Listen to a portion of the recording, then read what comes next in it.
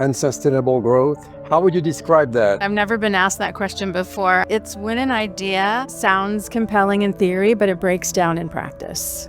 We're seeing loads of investment and experimentation. What I have seen in my career is what to implement or invest in sometimes comes down to who's delivered the best pitch. I've seen a lot of bad ideas pushed by a lot of money that get out. So many cycles of work and effort that just is completely wasted. It was never perfect. I'm not going to claim it was perfect. There's not a single role I've had in my career where something wasn't deprioritized, and you have to figure it out. AI, to me, it's the great equalizer. Whether you're a big company, a small company, it's impacting all of us. I'm not talking about it. I'm not scared of it. I'm not scared of it. I'm just... Pop quiz. Which mythical creature is the national animal of Scotland? If you guess the Loch Ness Monster, well, you're wrong, but good guess though. No, Scotland's national animal is none other than the unicorn. The 4th century Greeks described this mythical creature as a large, white, horse-like animal with a single multicolored horn.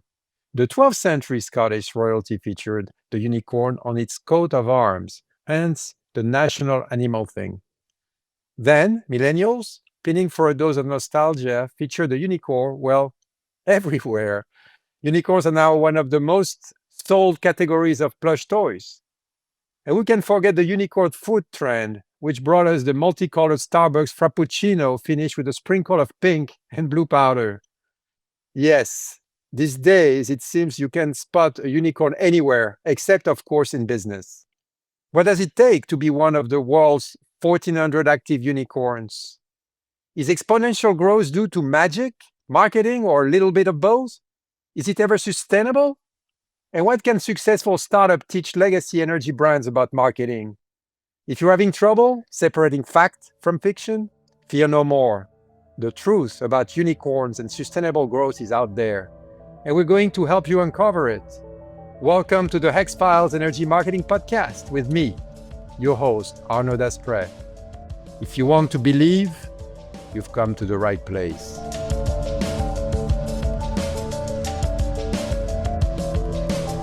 Unicorns. Privately held companies valued at 1 billion plus get a lot of buzz. That's what tends to happen when your growth curve looks like a hockey stick. But you don't have to be a unicorn to crack the code on marketing success, especially in the energy business, and especially at a time when growth should be sustainable above all else. We're in a landscape where startups and legacy brands are collaborating more than ever. Legacy brands are launching startups, acquiring startups, and looking to startups for innovation cues. But despite a bit of cross-pollination, startup innovation doesn't make its way into legacy brand marketing very often. That's why today's conversation is so vital. There's no one better to break down today's marketing challenges and opportunities than Jenny Salinas, Chief Marketing Officer at FutureScaleX, an advisory firm specializing in spotting commercially viable, emerging opportunities across industrial manufacturing sectors like energy, chemical, food and beverage, so they can achieve sustainable, scalable growth. Jenny brings over 25 years of leadership experience in marketing, go-to-market, customer experience, commercial and organizational transformation. Before joining FutureScaleX, she held senior roles at S&P Global, Halliburton, and IHS Markit, where she played a key role in a $44 billion merger and helped drive double-digit growth. With a career that spans both legacy enterprise and startup venture, she is known in our circles for bringing a sharp, collaborative approach to generating growth and impact. Welcome to the HEX-Files, Jenny. Let's uncover the truth. Hey, Jenny, how are you? Hey, Arnaud, I'm good. How are you? Good. So today we're going to talk about you and FutureScaleX.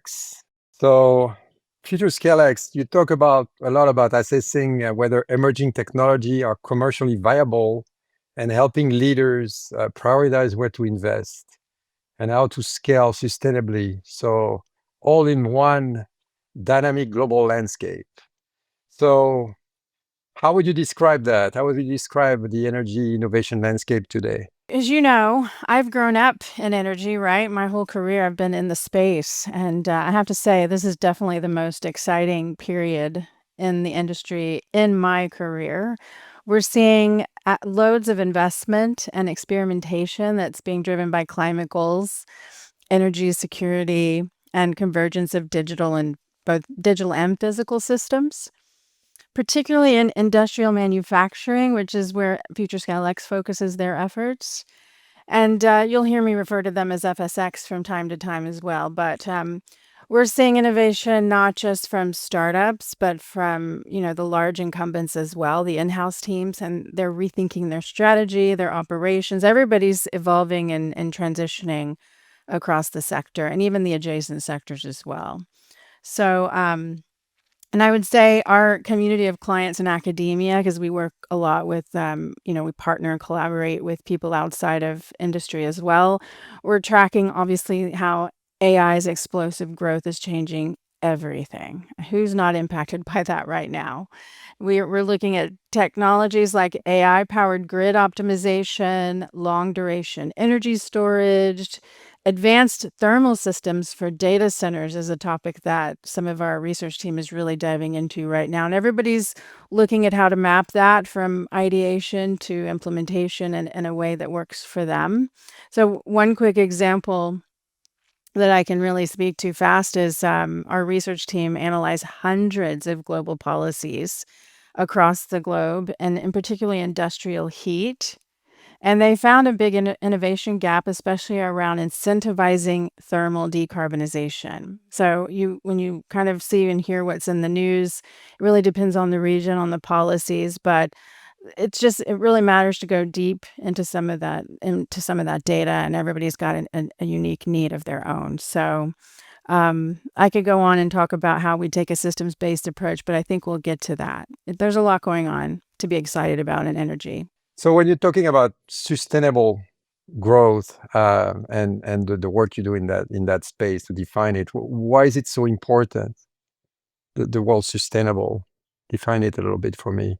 Well, I mean, FutureScaleX defines it as the ability to scale innovation, investment, and operations in ways that are profitable, and also environmentally responsible and grounded in real world systems. So it's not enough for tech just to be technically possible. It needs to be commercially viable, scalable, and aware of policies, both global and regional.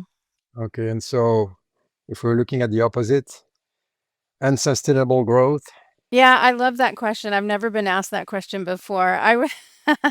What does unsustainable growth look like? I would say it's when an idea sounds compelling in theory, but it breaks down in practice, to be straightforward about it. Usually it's because there's some economics missing, some stage of that innovation funnel that hasn't been really attended to, and things aren't aligned with policy or market dynamics. We all know there's no shortage of ideas when you work around so many brilliant people, analysts, researchers, tech teams. I mean, what I see and what I have seen in my career is what to implement or invest in sometimes comes down to, those business plans and business pitches, and who has the most data, who's delivered the best pitch, and I've seen it. I mean, things get prioritized. I'm sure you've seen it as well. So the question is, what are those decision parameters, and is it truly unique for every company? It depends how their business is set up. I've seen this a lot across companies though. And we just like to dive into the techno-economics of it and really focus on viability. No, that makes sense. I've seen a lot of bad ideas pushed by a lot of money that are unsustainable by definition, but they get out and the opposite. So Yeah, so many cycles of work and effort that just is completely wasted. So you as I've known you for a while now, and definitely you've had various positions, various organizations, and you've really successfully transitioned from working at a large established companies to working with a startup. So as your marketing mindset shifted since you joined FutureScaleX, or not? well, in some ways, yes. In some ways, no. I definitely made a deliberate decision to transition back to a small company. And I was thinking about that before I made the change. And for me personally, I realized how I learn. And I saw all this big change coming. And I thought, wow, I want to be a part of that change and I want to learn and grow. And I know how I personally learn and grow. So I realized I wanted to go back to working leaner, faster, closer to the product, ultimately closer to the user who we both know is the customer. And I was just finding myself a bit too far removed from it and reliant on others to sort of, guide me on those mechanics of getting our job done sometimes and being very busy in meetings and decisions and influencing in different ways, right? But this is a pretty massive shift we're all going through, and for me personally, I just knew what I needed to do to kind of get closer to it. So I'm in a position now doing exactly what I wanted to do. I wanted to come in, combine that honed leadership perspective, that big picture mentality that I carried across both at the big and the small, as I've been a big picture kind of thinker with that hands-on execution and experience with really new and efficient workflows.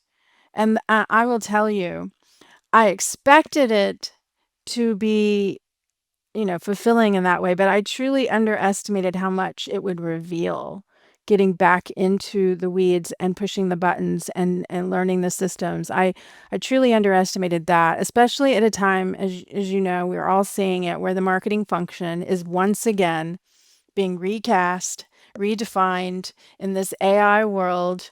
And so I'm amazed. I'm amazed at what it reveals. I'm having fun. I'm learning a lot. I'm contributing. I'm doing what I wanted to do. I mean, one example I'll give you is that my team that I used to work with will know this. I've been dreaming of building a website in HubSpot for years.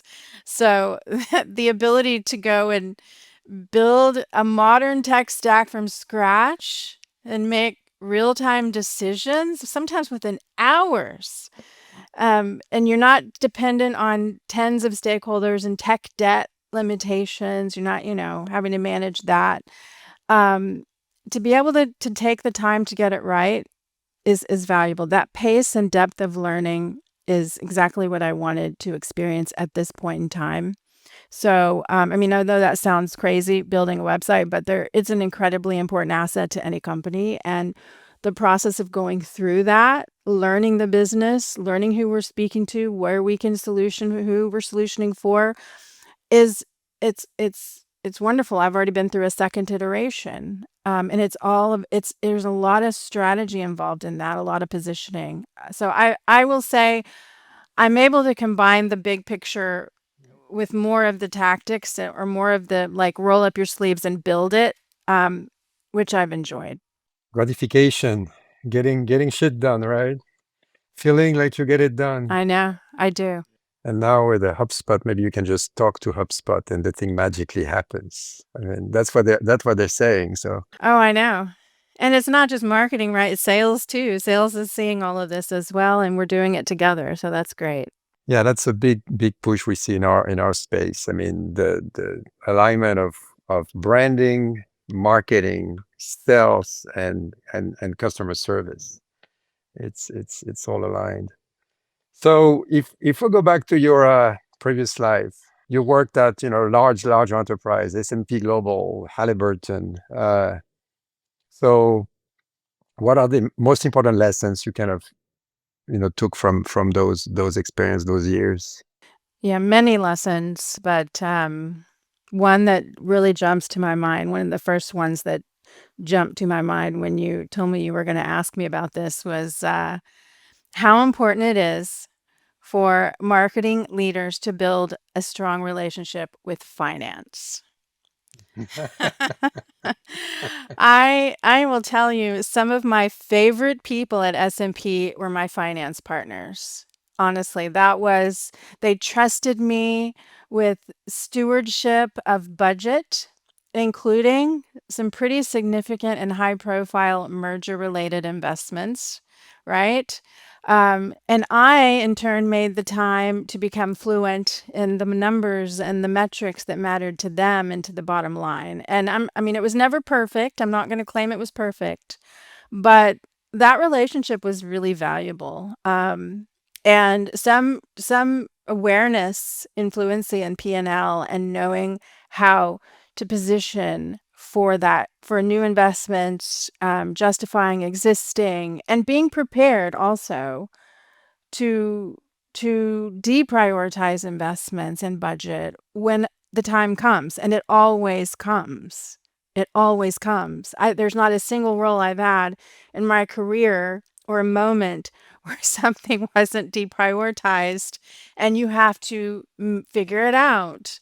So I would say that relationship with finance is incredibly important. It's a big lesson. It's an area that anyone in marketing should nurture. Those relationships are really, really important for building credibility. Another one that comes to mind is the ever popular go-to-market cross-functional collaboration opportunity. And I say it's an opportunity because I feel like marketing is the glue and should play a stronger role in helping to bring a lot of that together. You could argue that some environments are better at doing that than others, or enabling marketing to do it than others. But it's a very natural place for marketing to play when you're trying to drive measurable growth and returns. This discipline truly is make or break. It's make or break. That's Now, true. Yeah. you could argue who owns it, and I personally believe marketing can play a huge role, and with the right leadership and relationships, you can get there. But to me, without that, it's make or break. And I would go as far as saying, and you can quote me on this, I would not recommend spending a single dollar on marketing without aligned priorities across functions. Because I can think of a million times where we were off and running with our plans. We had a start, middle, and end to our marketing plans that everybody needed to see and knew we had.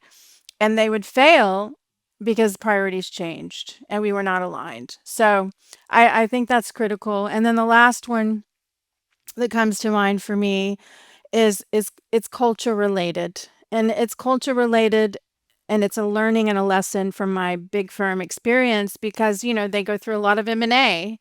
Um, you hear a lot about how important culture is. There's all kinds of insights out there on it, so I'm not going to beat that up. But both S&P and IHS were very active in M&A driven growth, right? That's no secret. So during transformations or integrations, culture matters big time.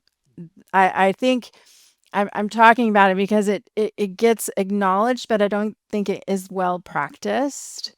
And I have just seen things struggle without a true dedicated effort around that, especially when it's M&A related. You really want to take care of your teams. You want to build resilient teams, and you want to keep them motivated through things like that. And I would say I had a good experience, and I had leaders who were committed to it. But that was a big lesson, is how important that is during M&A. I agree 100%. My best customers are CFOs. They also understand the multiple. If you have a better brand, it's not a generic brand, but a premium brand, you get a higher multiple at exit. That's resonate like a charm. And so this is kind of a very, very strong, I think, strong point in those even in a smaller organization, in private equity as well. It's a big push. That's true. It is. Culture is important in the small firms. It's probably easier to get it right, in the smaller firms. But yeah, I agree. It's a big one. So, in terms of challenges at those large companies, what have been your biggest challenges? I'm sure you're going to tell me alignment and priorities moving around, and then you get stuck in the dirt. But tell me a little bit about kind of those challenges. Those are all good ones. I think having, as a leader at the bigger firms as well, enterprise and M&A experience is really valuable. So if you can be a marketing leader in those environments, you're going to learn a lot. You're going to find value in that experience, but you're also going to be incredibly challenged. And those of you who are in the middle of it will know exactly what I'm talking about. And what I found to be the biggest challenges was the matrix. And not that the matrix exists, just the managing your time and accountabilities across the matrix is you have to make room for it, period. You just have to, don't fight it, don't expect it to not exist. Just make it work, build it into your plans. And oftentimes your direct manager won't even understand what you're being pulled into to have to do with, say, if you're in a division and you have to work with enterprise, they won't even truly understand that. I mean, they'll understand it, but it's not their concern per se. They're trusting you. Just handle it, get it done. And I think that's exactly what you have to do. You just have to handle it and get it done and work it into your priorities as a leader. So that matrix and the accountabilities across the matrix are a challenge. Change fatigue. Bigger firms have more money to invest in new things, new companies, acquisitions, new people, new everything, and you find yourself constantly kind of like a pinball. Where am I going to focus my effort? And that change fatigue, again, referring to some of the M&A integrations that were pretty big, people get worn down, and you have to just make time to be healthy and manage through it. Again, this isn't something that the trade-offs can be big if you aren't careful, but if you handle it right, there's so much more to gain from what you learn through that experience, right? And then that competing priorities is kind of rolled up in there as well. You've got priorities from M&A driven change, you've got priorities from the matrix, and then you've got priorities from your immediate team and business line or business, or maybe you're an enterprise marketer and you've got to look across all and you're highly dependent on people who have other priorities in their division. It doesn't matter. It's just a thing that happens in the bigger companies. And I just feel that, you have to find a way to balance it all, and you have to find a way to take care of yourself as well, so you can come and be your best and lead teams that are highly dependent on you. So I was very lucky to work with some leaders who cared a lot about the culture. There were some non-negotiables in terms of programs and priorities. And even when there were days I just thought I can't do another meeting, there was always a good reason why we had that meeting, and you sort of figure it out. So you adapt. It truly build. I mean, it's a muscle that you build. It's a muscle that you build. And is it like, give you a lot of patience, I guess? It does. That's a good way to put it. There's patience, there's muscle, I think it gets easier. If you're new in your career, it maybe be too much to handle, but if you've been doing it a while, you learn you can take it on a bit easier. And then so there's that tenure that plays a role. And then there's also, your personality and your mindset, which again, some of those culture programs can really help you get through. Um, but I had the best marketing team on the planet. I mean, hands down, the best marketing team, both direct and expanded team in B2B, in my opinion. So when you work with people you like, makes a huge difference, right, Arnaud? You probably have the same feeling about that. When you can build a dream team, work with people you like, be fortunate to inherit a great team, manage through all of that. The people that can get through this with you are the kind of people that you can get through anything with. Build a great team and make sure that you know that everybody is replaceable. Yeah. So then you can always keep your sanity, right? We are all replaceable. I know, by AI. But You that's have a to go different there, don't topic. you? But no, no, no, no, no. No, it's I true. love it. It's my new friend.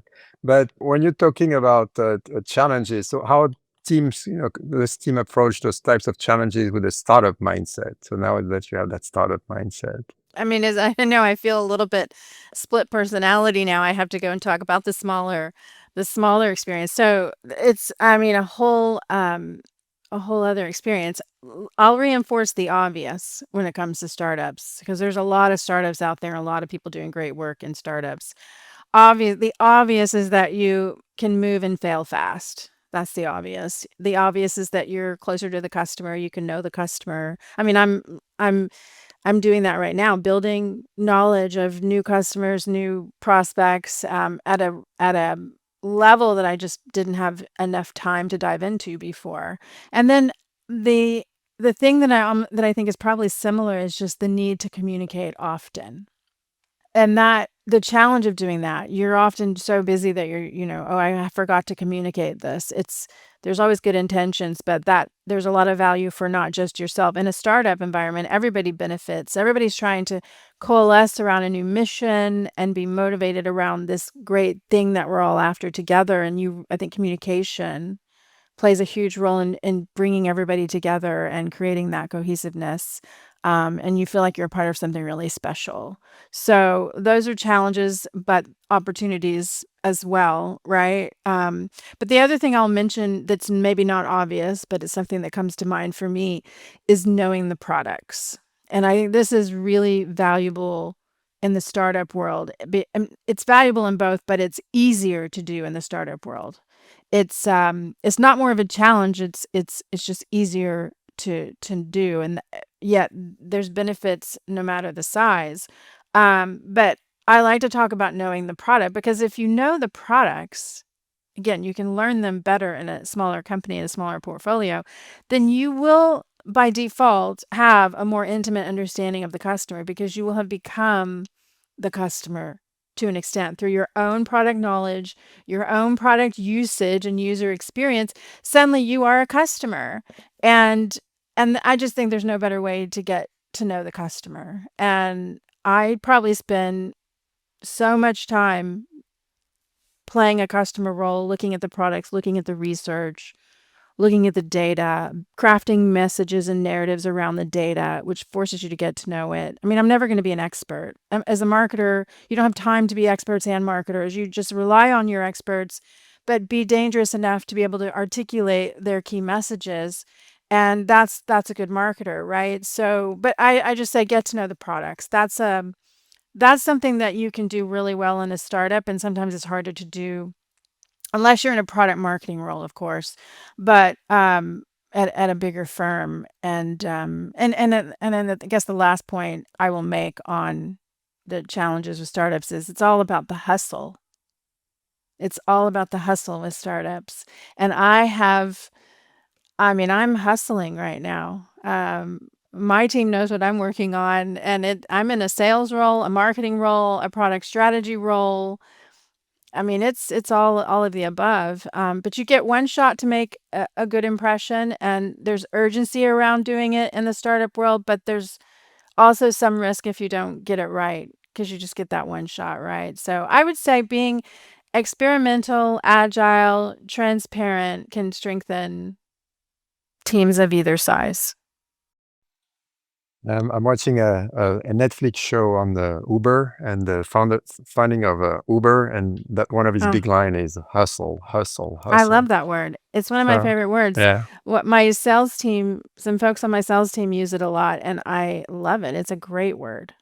Now I'm gonna have to watch that Uber special. it's pretty good. It's pretty good. Yes. One thing, I mean, we do a lot of work on the startup side, and I wanted to ask you, because you may or may not feel the same, but we feel like our scope is really split in two, to make it simple. There's talking to the investor. There's always the next round of investment we need to go after. So we always need to look forward and see how we can look at the future valuation of the company. And then there's what you just mentioned, the whole understanding the product, selling the product, being the customer. Do you see that also in your current role? Like positioning for investment? Yeah, for investors, yeah, or for fundraising, or always looking at that audience as important as your direct customers, paying the bills. I would say generally, yes, it is equally important, if not more important, when you are seeking investors. And there are entire companies and entities who probably spend all their time positioning firms for investment.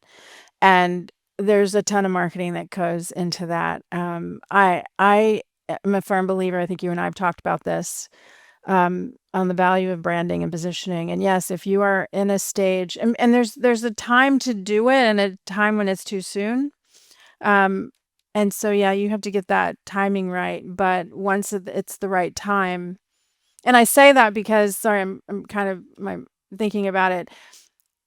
Your message can change a lot in year 1, year 2, year 3, your message can change a lot. Your positioning can change. You can learn a lot when you're testing the market and testing the products and getting feedback. And if you can manage that change effectively, then it's all good. And I would say that, when I joined FutureScaleX, they did an amazing job of investing in their brand before I even joined. So I knew when I came in, that wasn't something I was going to have to spend a ton of time thinking about. But what I would say is that we have learned so much about the value we bring that we've had some iterations on our narrative, and it's all been for the better. It's making a huge difference. And it wasn't that the first narrative wasn't right. It was just a time and a place, and you sort of figure that out. So there's the branding components, but there's also the messaging and the positioning that I'm super passionate about. Probably one of the things I enjoy the most is messaging, and anyone who's worked with me knows that. I'm a closet product marketer, and I think it's important for investors as well. To answer your question, that was a long answer to your question. Hustle and tweak. Yes. Uh, so let's talk about examples, like example of innovative marketing growth strategy you kind of encountered through your work with startups and other kind of disruptive companies. I thought about this because there's so much startup and innovation going on everywhere. I was actually really thinking through this the other day about just how many people I know just probably in the last year or two, a short time frame, that have ditched their corporate job and started a business. And they are all just everyone's entrepreneur and doing their thing. They're doing what they're passionate about. So there's a lot of examples I could refer to, and I'm seeing a lot that's good, and I'm seeing some that's not so good. But one that stands out, and I often look beyond sort of my circles. I look beyond B2B and energy all the time. You really should look everywhere. I think one company that's inspiring me a lot right now is a company called Flight Studio. They're based in the UK, and they're basically a content engine. Stephen Bartlett is sort of the head of that whole thing, and he's I got plugged into him through his Diary of a CEO book. I found so many marketing parallels and themes in that book, which inspired me. And he's now got a lot of content channels and a series and a whole bona fide executive team and group of people, amazing marketers and business people helping him scale. And he's scaling really fast. And I would say his secret sauce is the content. He's hitting a lot of buttons on topics. They're using data to feed what they cover. They're using data a lot, actually, to feed what they cover, and it's working because they're hitting all the right buttons, and they're getting so much growth and followers, and they're the way that they recruit online, the way that they position their content, everything that they do, I'm really inspired by. And I'm even inspired by the people that work there, because the people that work there, I've started following some of them, are even doing a very good job of marketing themselves in a way that makes you want to work there.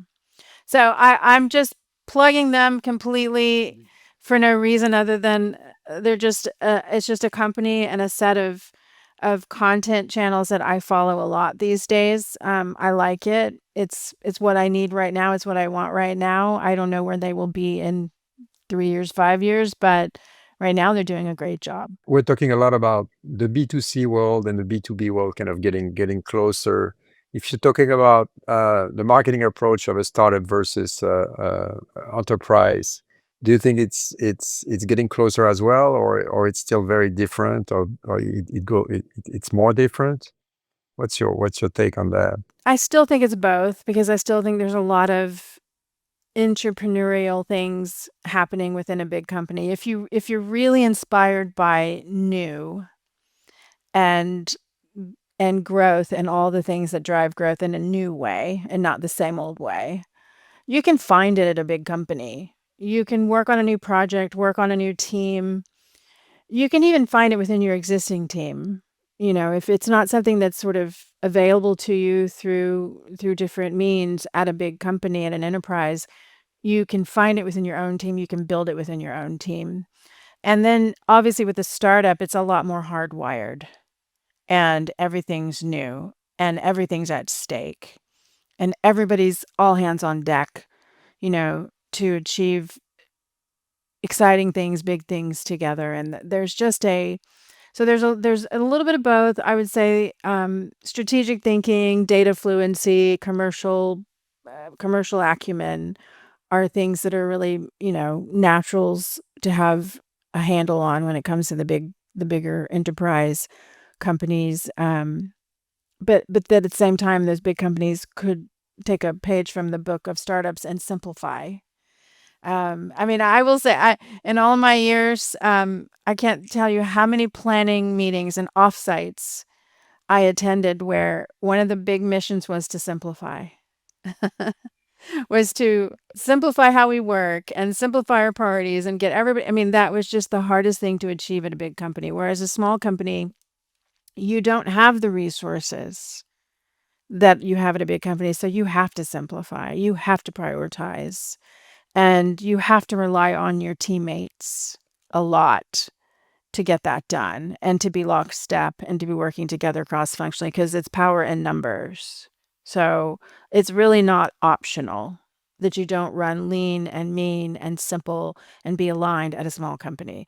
So there are things that, in terms of marketing, that you sort of have to consider that are unique to both, but there are things that are the same. And I think the thing that's the same right now, and it's sort of the great equalizer, is AI and Gen AI and all the tools and agentic and all that. It's all, to me, it's the great equalizer. Whether you're a big company, a small company, it's impacting all of us. It's impacting how marketing works, how business is done. It's just the thing that we have to becoming very versed in and building it into our workflows and not making a huge. I mean, I know there's a lot of narrative on this right now. It's huge. But for me, again, coming back to why I went to a small firm, I'm just using the tools and I'm just incorporating it. And that's all. I'm not talking about it. I'm not scared of it.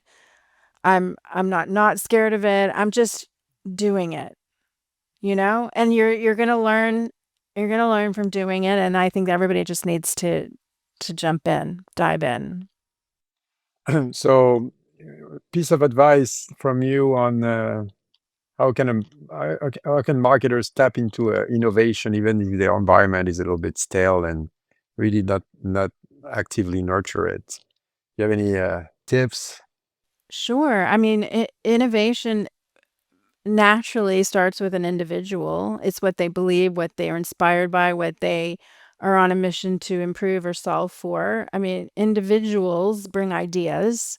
Ideas get vetted and prioritized, and things get executed eventually down the line when everything's resourced and approved. But I don't you don't need formal permission to connect ideas, to experiment, to ask better questions. The best marketers I know act like entrepreneurs. They bring curiosity, action, perspective. It's it's like, don't worry about what you aren't getting, what resources you don't have. It just do your best, bring your ideas, and take that individual approach is what I would recommend. So you start your career in marketing now that we've seen a lot. I mean, would you say start in a large organization, learn some ropes, or start with a small firm, or start your own business? I mean, what do you think there is a better way, or there is chronological way of doing things right? I don't think there is, Arnaud. I don't think there's a recipe for everyone that works for everyone exactly the same. I mean, you find yourself, you kind of stumble upon things that you didn't even realize you were going to be so energized by, and at other times it happens to you, and you can't choose it.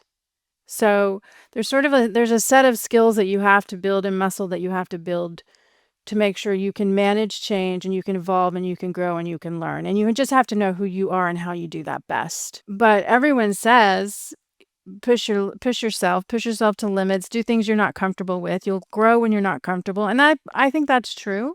I completely agree. That's true.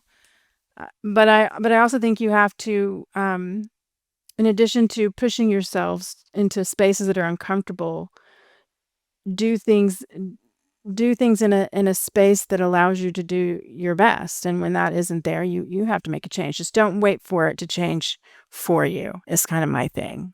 So there's not the book of how to become the best marketer. Start in a large organization, move to a medium size, and end up starting your own business. I started out with agencies. I wanted to work for an ad agency and live the Mad Men life, modern day Mad Men life. That's what I wanted to do. And the minute you start connecting with clients, I got connected with energy clients, and next thing you know, you're leading a team on the corporate client side. And 25 plus years later, I'm still doing that. But it's and I didn't think I'd be in energy the whole time and in that adjacent kind of chain the whole time. But it's just been a different stage. And I think there's people doing things in B2C that I'm super inspired by, and I'm eager to know and learn. A lot B2B can learn from B2C right now.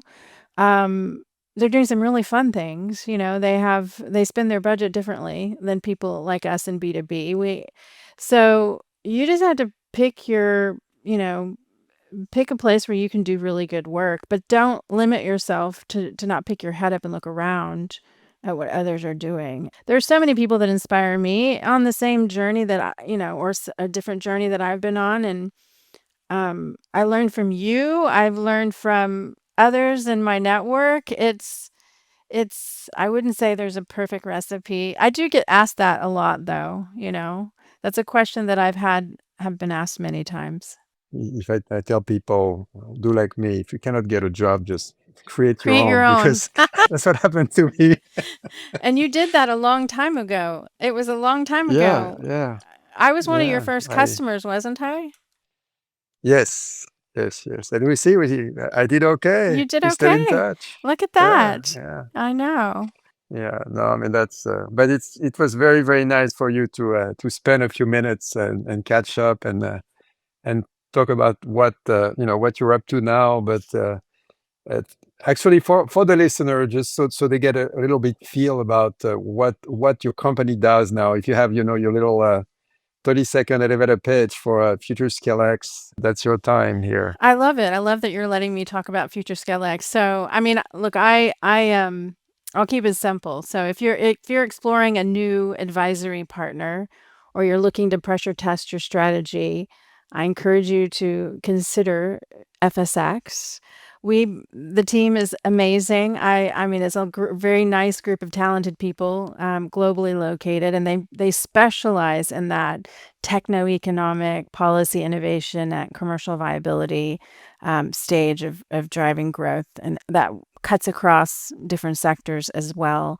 So, and I mean, I like to compare, given that I've worked at other firms that do some things that are similar, but these guys are not delivering one size fits all analysis. It's all tailored, it's all custom to you. And if you're looking to focus on a project or maybe extension of your team temporarily, give us a call. Consider FSX. Sounds good. Well, thanks again. Thanks, Arnaud. We'll talk very soon. We will. It's been a pleasure. Take care. Bye. Thanks for joining us for this week's episode of the HEX-Files as we investigate the biggest curiosities in energy marketing so that you can separate fact from fiction. Curious about your brand ranks across 6 areas of energy marketing? Take our free assessment at hexagroup.com/podcast. And until next time, fear no more. The truth is out there.